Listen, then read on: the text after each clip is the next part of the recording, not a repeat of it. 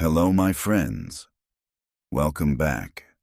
I am very happy you are here today. Find a comfortable place, take a slow breath, and imagine a quiet room with a green table in the middle. On the table there are smooth balls, a long wooden stick, and soft light above the cloth. Someone stands very still. They look at the table. They think for a moment. Then they hit one ball. The ball rolls quietly. It touches another ball, and then another. This simple sound is part of a very old story. Today we are going to learn the real history of billiards.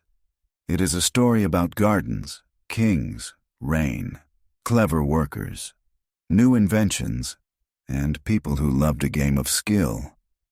So let us begin. Slowly, calmly, and step by step. A long time ago, billiards was not played on a table. It was played outside, on the grass. In Europe, hundreds of years ago, people loved lawn games. They used sticks, balls, hoops, and small targets. These games were a little like croquet. A player pushed or hit a ball across the ground. The goal was to move the ball in the right direction and to show skill. But there was one big problem: the weather. When it rained, people could not play outside. When winter came, the grass was wet, cold, or covered with snow. So people had an idea. What if we bring the game inside? This idea changed everything. The grass became a table. The green field became green cloth. The edges of the garden became wooden rails. And the players could enjoy the game in any season. This is why many billiard tables are still green today. The green cloth is like a memory of grass.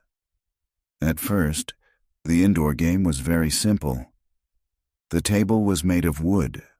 The balls were often made of wood too.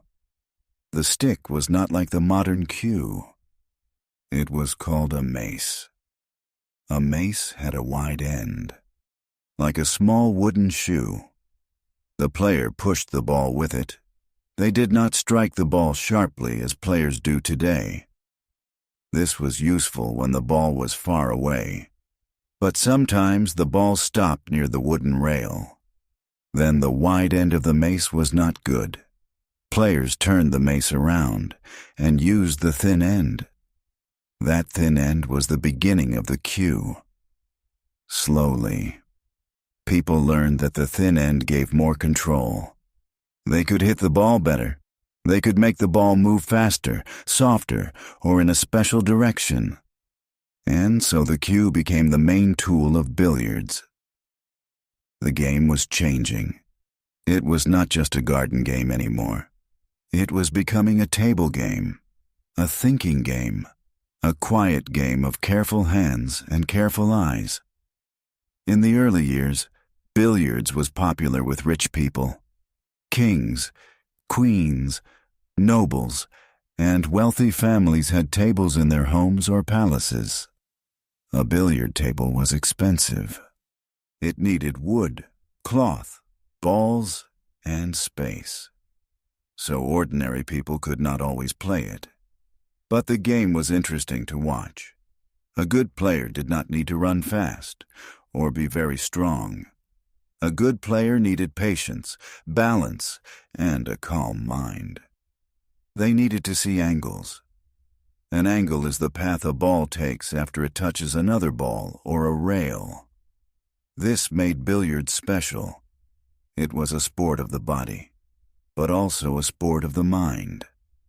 A player looked at the table and asked simple questions. Where will the ball go? How hard should I hit it? What will happen next? These questions made the game deep.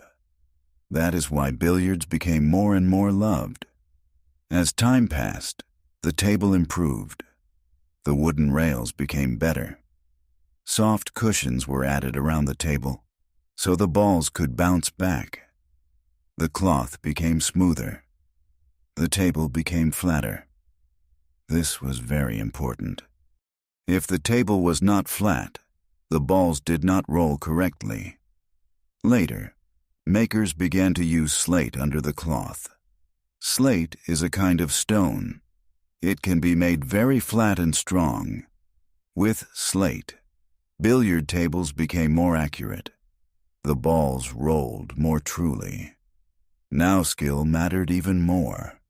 A bad table could hide a good player, but a good table showed the truth. The ball went where the player sent it. This made the game fairer and more beautiful. The balls changed too. Wooden balls were not perfect. They could be different sizes. They could become rough. They could roll badly. For a long time, many good balls were made from ivory. Ivory came from elephant tusks.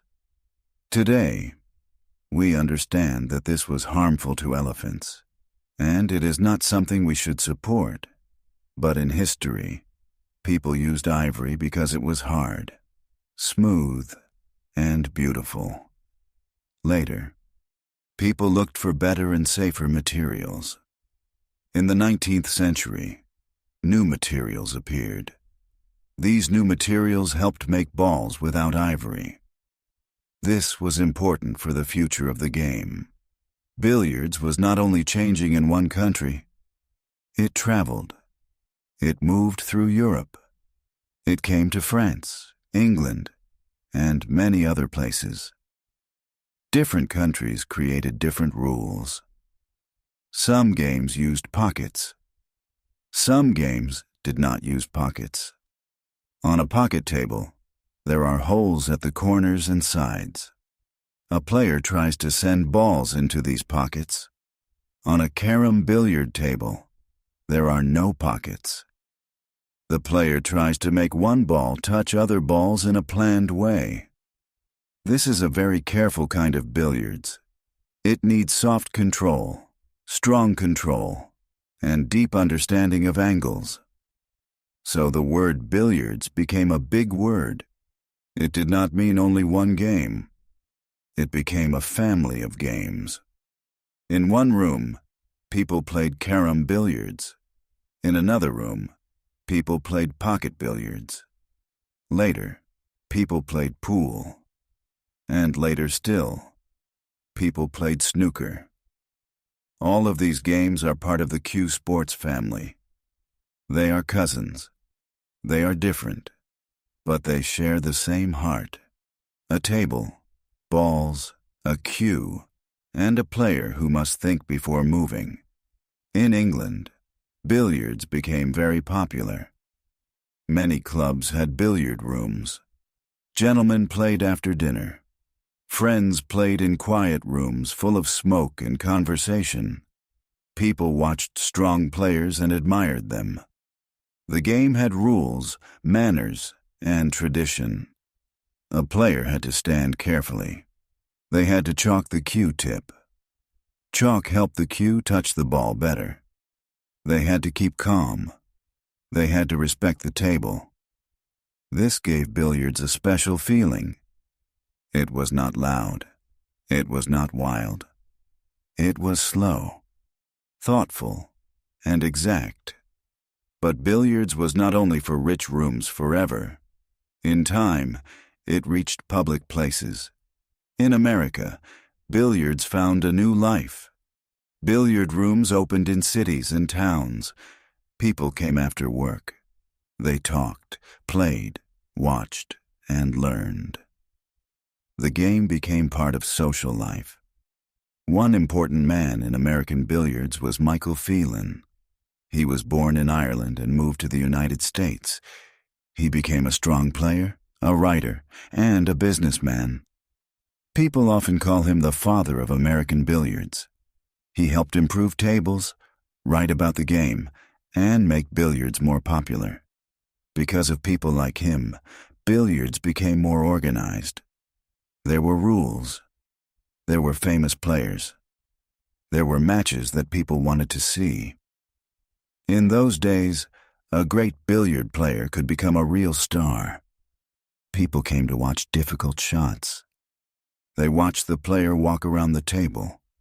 They watched the quiet face, the careful eyes, the smooth arm. Then the player hit the cue ball. The room became still. The balls moved. And for a few seconds, everyone followed the same little white ball. This is one reason billiards is beautiful. It makes people quiet together. Another important part of the story is pool. Today, many people use the word pool for pocket billiards. Pool became very popular in the United States. The name has an interesting history. Long ago, a pool room was often a place where people made bets on horse races. These places also had billiard tables. People waited there, talked there, and played there. Over time, the table game became connected with the word pool. Later, pool became its own famous game. There are many kinds of pool. 8-ball is very popular. 9-ball is fast and exciting. Straight pool is more classic and careful. Each game has different rules, but again, the heart is the same.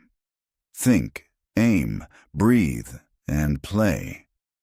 Now let us travel to another place. Let us go to India in the year 1875. At that time, India was under British rule. British Army officers lived and worked there. They spent long evenings in clubs. They played billiards and other table games. One day, in the town of Jabalpur, a new game began to take shape. The game was called snooker. It used many-colored balls. It had red balls and other balls with different values. The rules were new, but the idea came from older billiard games. At first, snooker was just a game for army officers, but it slowly traveled back to Britain. There, it grew. It became more serious. Players learned long breaks. A break is when a player scores again and again without giving the table to the other player. Snooker needed great skill. The table was large. The pockets were small. The balls had to be controlled with great care. In time, snooker became famous on television.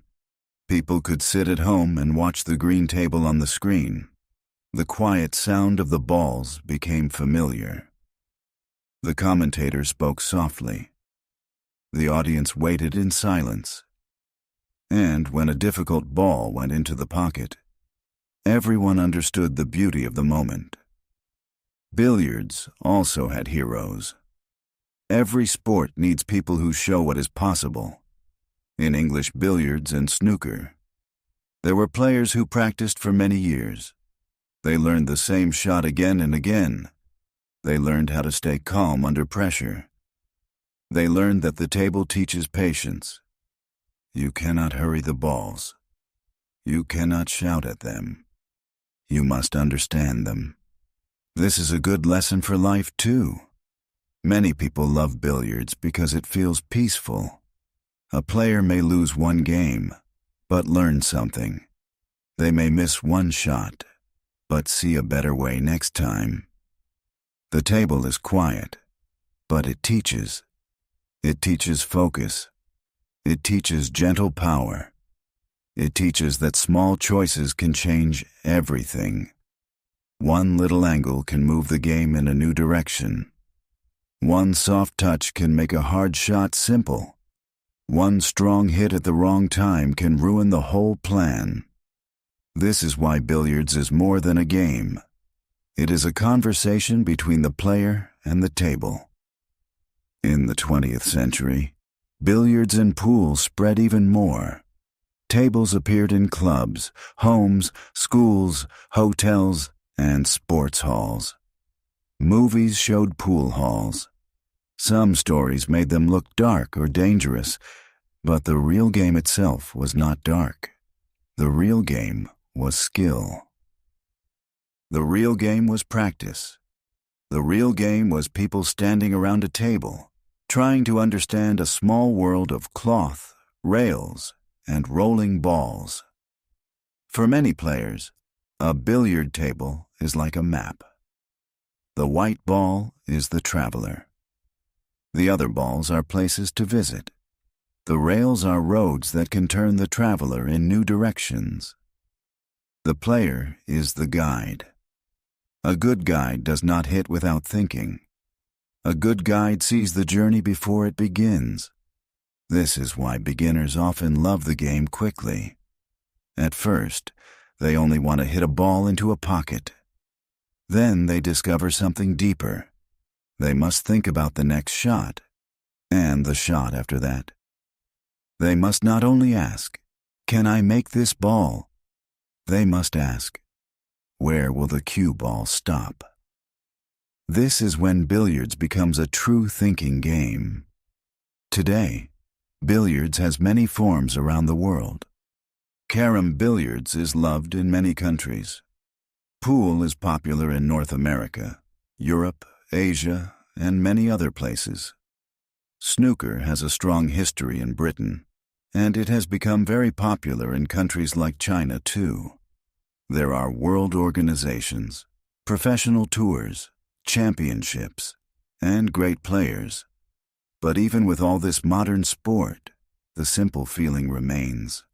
A quiet table, a player with a cue, a ball rolling across green cloth. That sound connects us to hundreds of years of history. It connects us to old gardens in Europe. It connects us to palace rooms. It connects us to public billiard halls. It connects us to army clubs in India. It connects us to living rooms, sports clubs, and friendly games today. Maybe this is why billiards has lasted so long. The rules can change. The tables can improve. The balls can be made from new materials. The lights can become brighter. The cameras can show every shot. But the main idea stays the same. A person stands quietly. They look carefully. They choose a path. Then they act. And after the ball moves, they must accept the result. That is simple. And that is deep. Billiards teaches us that calm is powerful. It teaches us that patience can win. It teaches us that the next move matters. It also teaches us that learning takes time. No one becomes good in one day. A beginner misses many shots. The ball goes too far. The ball stops too soon. The cue feels strange in the hand, but slowly, the body learns. The eyes learn. The mind learns. And one day, the player makes a clean shot. The ball rolls softly. It touches the target ball. The target ball moves into the pocket. And the player smiles. Not a loud smile. A quiet smile. The smile of someone who has learned something. So the next time you see a billiard table, look at it in a new way. Do not see only a game. See a small piece of history. See the green cloth that remembers grass. See the cue that came from an old mace. See the balls that show centuries of invention. See the pockets, the rails, the angles, and the calm thinking of many players before you. Billiards began as a simple way to bring an outdoor game inside. But it became much more. It became a sport. It became an art. It became a quiet meeting place for friends. It became a way to train the eyes, the hands, and the mind. And perhaps that is the real magic of billiards. It is easy to begin, but it is never finished. There is always one more shot to learn, one more angle to see, One more gentle lesson waiting on the green table. Thank you for listening, my friends. I hope this story helped you learn English in a calm and pleasant way. You did very well today. Learning a language is like billiards. You move step by step. You do not need to be perfect. You only need to keep playing. Keep listening and keep learning. Please tell me what real history story you would like to hear next. And if you enjoyed this story, please like, comment, and subscribe. Your support helps us make more peaceful English stories for learners like you. Thank you again, and I will see you in the next story.